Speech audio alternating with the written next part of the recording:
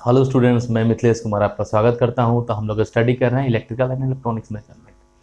तो जस्ट इससे पहले हम लोगों ने देखा था आपका डीसी एमीटर के बारे में, ठीक है, एक्सटेंडेड रेंज ऑफ पीएमएमसी। ठीक है, आज हम लोग देखेंगे कि मल्टी रेंज एमीटर क्या होता है। ठीक है, तो अगर हम लोग बात करें, एमीटर का मेन काम क्या है? करंट को मेजर करना। और जो एमीटर है हमेशा सर्किट में क्या होता है? सीरीज में कनेक्टेड होता है।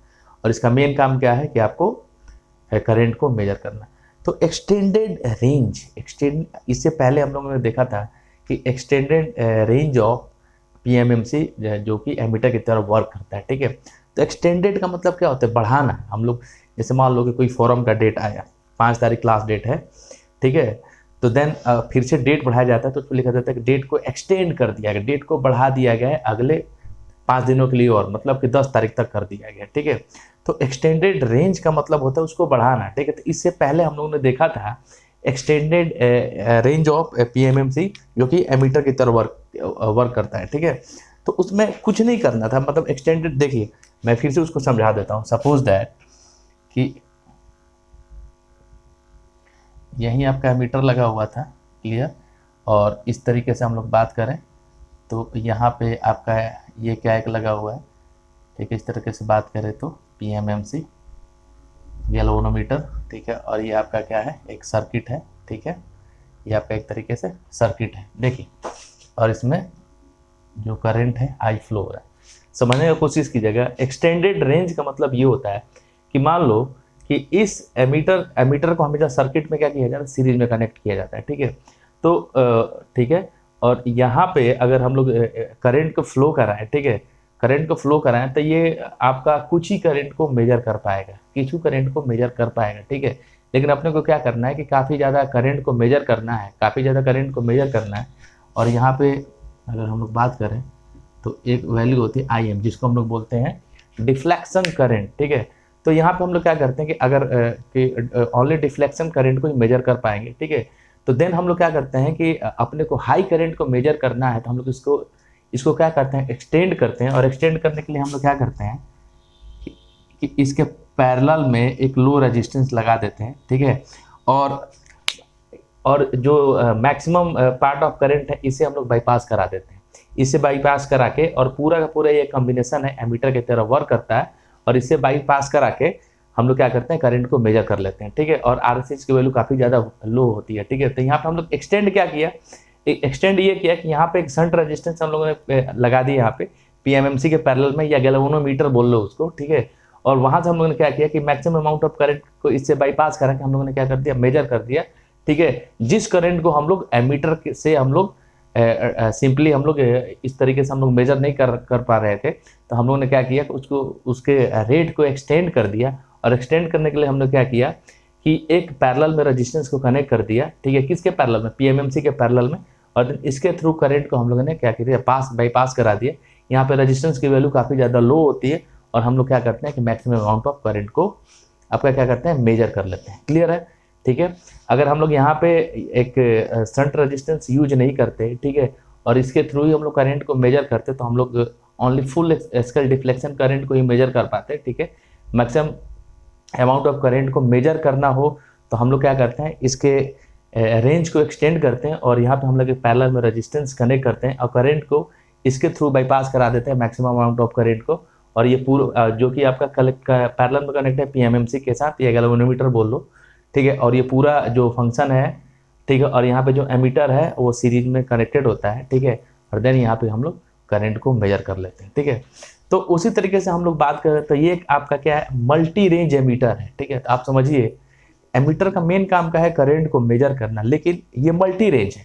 ठीक है, ये तो आपका सिंगल रेंज था, सिंगल रेंज था। ठीक है, कि आपका एक ही करंट को हम लोग मेजर कर सकते, लेकिन ये मल्टी रेंज है, एक ही बार में इस तरीके का है। जैसे हम लोग मल्टीमीटर आप लोग देखते हो, तो मल्टीमीटर मतलब मल्टीपर्पस यूज आता है, उससे बहुत सारी चीज़ों को हम लोग मेजर कर लेते हैं। ठीक है, तो देन यहाँ पे हम लोग इस मल्टीमीटर एमीटर से बहुत सारी करंट के वैल्यू को हम लोग मेजर कर लेते हैं। ठीक है, तो इसका पहले हम लोग अरेंजमेंट देख लेते हैं। यहाँ कुछ नहीं किया होगा, सिंपल हम लोग ने यहाँ पे गैल्वेनोमीटर लगा दिया है, जिसका जो रेजिस्टेंस आर एम है। ठीक है, और यहाँ पे जो करंट फ्लो होगी वो होती है आई एम।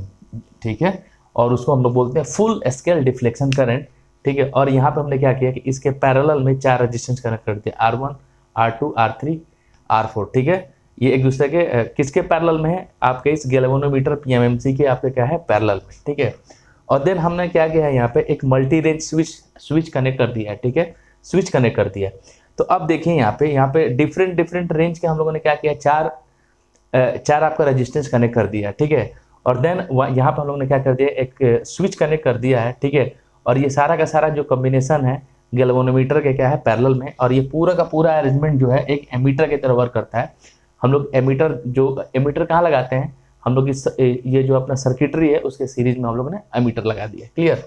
तो अब देखिए, तो मल्टी रेंज का मेन काम क्या, मान लीजिए जैसे R1 है, ठीक है, R1 के थ्रू हम लोग क्या करते हैं कि 2 एम्पियर के करंट के वैल्यू को मेजर कर सकते हैं। R3 से हम लोग 5 एम्पियर, ठीक है, R3 से आपका 10 एम्पियर एंड I5 से 20 एम्पियर करंट को हम लोग मेजर कर सकते हैं। मतलब जिस भी रेंज का जो करंट है अपने को मेजर करना हो तो इजीली हम लोग क्या करेंगे, ये आपका स्विच है, स्विच उसके साथ हम लोग क्या कर देंगे, कनेक्ट कर देंगे, ठीक है। ये आप देखिए, ये आपका इस तरीके से यहाँ पर स्विच है, ठीक है, ये मूवेबल स्विच होता है।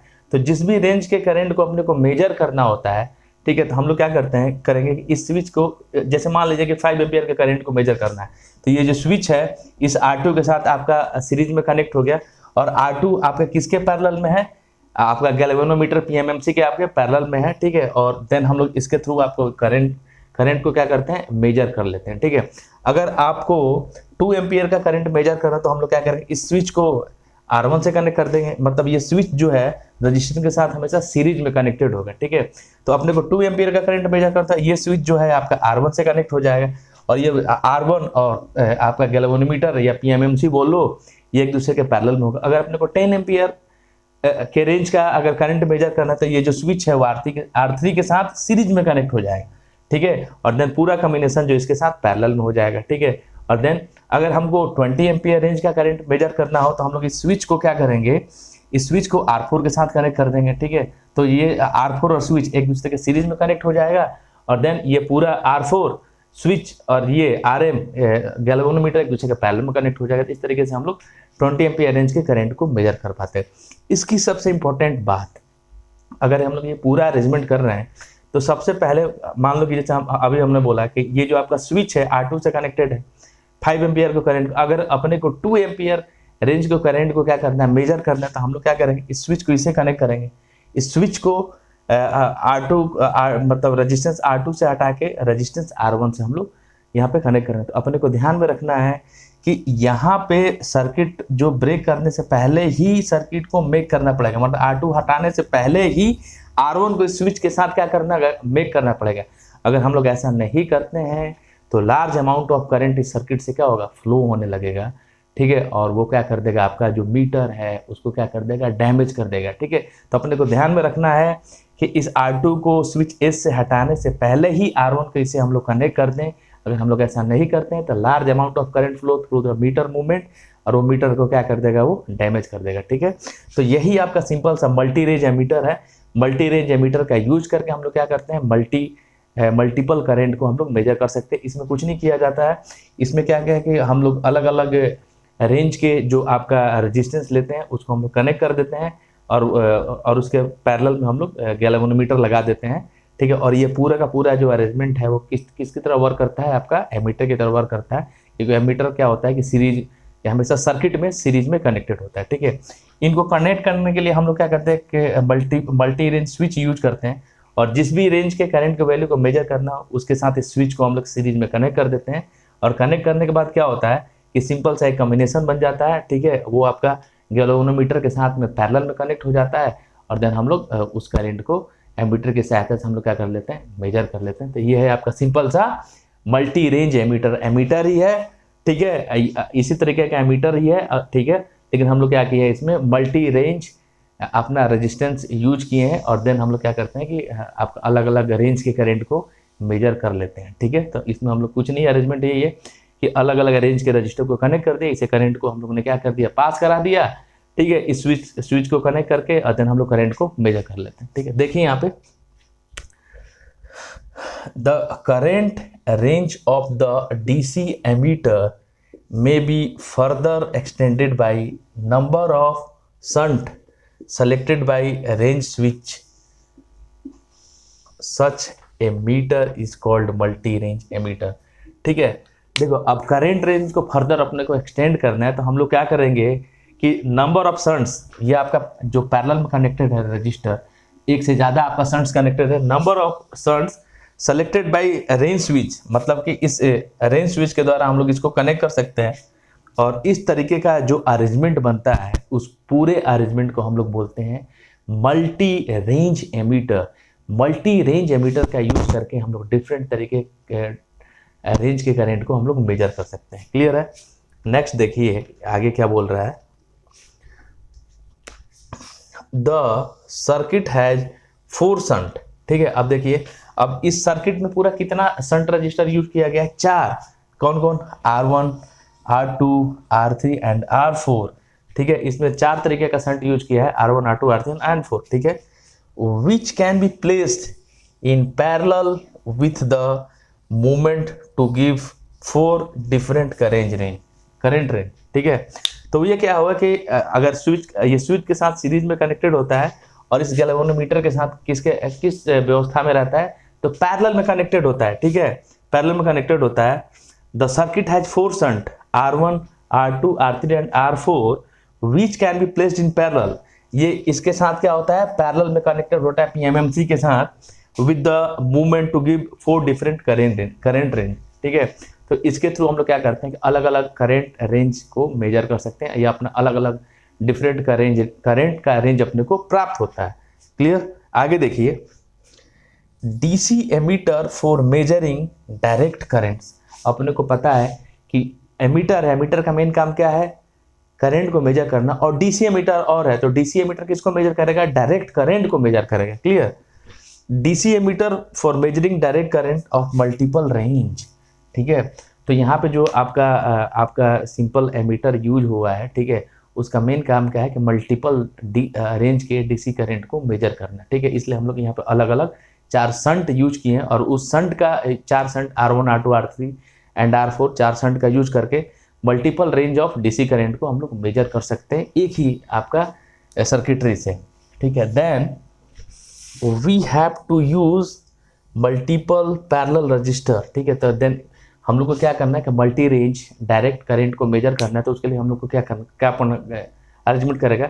मल्टीपल रेंज ऑफ हम लोग को रजिस्टर की जरूरत पड़ेगी। ठीक है, we have to use multiple parallel resistor instead of single resistor. ठीक है, मतलब कि सिंगल रजिस्टर की बजाय यहाँ पे हम लोग मल्टीपल रेंज के रजिस्टर आपको क्या करते हैं? यूज करते हैं, जो कि पैरेलल में कनेक्टेड होता है।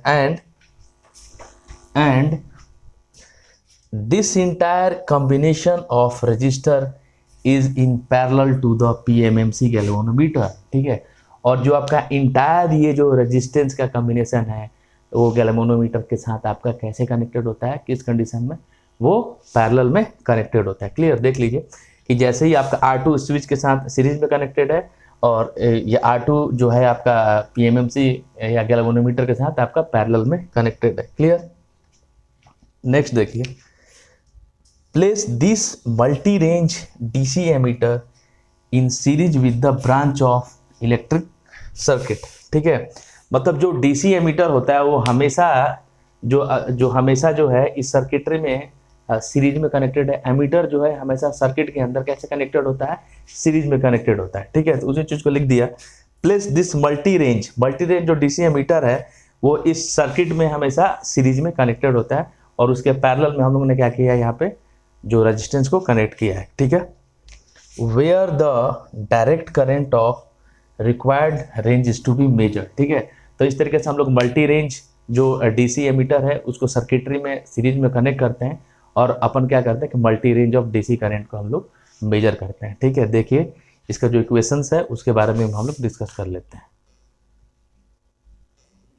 अब देखिए इसमें हम लोगों ने पहले ही कैलकुलेट किया था कि आपका जो मल्टीप्लाइंग फैक्टर क्या होता है। ठीक है, तो इससे पहले हम लोगों ने देखा था कि जब अपन एक्सटेंडेड रेंज ऑफ PMMC देखे थे जो कि एमीटर की तरह वर्क किया था। ठीक है, तो उसमें अपन लोगों ने क्या किया था कि मल्टीपल फैक्टर को हम लोगों ने क्या मल्टीप्लाइंग फैक्टर को कैलकुलेट किया था m, और m आपका क्या होता है? आपका I अपॉन में Im।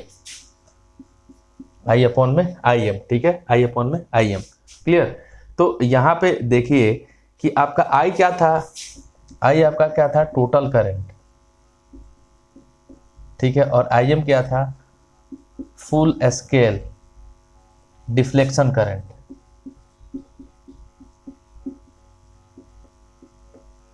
ठीक है, तो देन उसी तरीके से हम लोग क्या करेंगे कि यहाँ पे मल्टीप्लाइंग फैक्टर को और जो आपका 4 शंट कनेक्टेड है R1 R2 R3 R4 उसकी वैल्यू को कैलकुलेट करेंगे। तो देखिए यहाँ पे कि यहाँ पे टोटल यहाँ पे 4 रजिस्टर कनेक्टेड है, तो मल्टीप्लाइंग फैक्टर भी हर एक रजिस्टर के लिए अलग अलग होगा। ठीक है, तो यहाँ पे देखिए कि let M1 M2 M3 and M4 are the multiplying factor of DC ammeter when we considered the total direct current to be measured as I1, I2, I3 and I4। ठीक है, तो यहाँ पे देखिए यहाँ पे टोटल कितना रेजिस्टेंस कनेक्टेड है, R1 R2 R3 and R4। ठीक है, तो इस ब्रांच में जो I1 करंट फ्लो हो रहा है, इस ब्रांच में I2, इसमें I3 एंड I4। ठीक है, तो इस वाले ब्रांच के लिए मल्टीप्लाइंग फैक्टर क्या होगा, ठीक है, M1, इसके लिए क्या होगा M2, और इसके लिए M3 और एंड इसके लिए क्या होगा M4 होगा। ठीक है, तो यहाँ पर टोटल मल्टीप्लाइंग फैक्टर कितना कैलकुलेट होगा अलग अलग ब्रांच के लिए, 4, M1 M2